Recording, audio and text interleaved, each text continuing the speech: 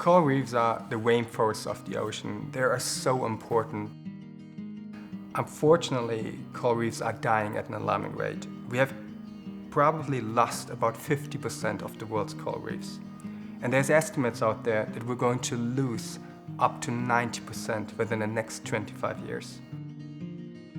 Now, the drivers of coral degradation are climate change, global warming, it is local mismanagement, overfishing, pollution. A lot of the efforts right now are focusing on growing corals.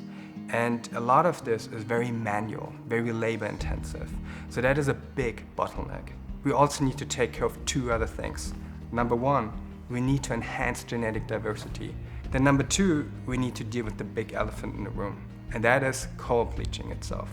So what we did is we made a new material that releases chemical signals from a healthy reef. And this chemical signal attracts baby corals from the ocean. And through that, it enhances genetic diversity. And with that substrate, the coral grows up to 5 times faster. And the best thing is, you don't have to clean or maintain it. So my work is inherently interdisciplinary. We operate at the interface between marine biology, engineering, and material science.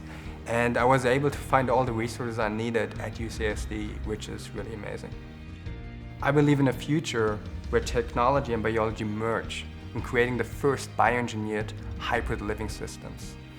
And these systems are climate resilient, they support biodiversity, they protect us from storms, they are important for our fisheries, and they provide a beautiful place where we can snorkel, dive, and surf.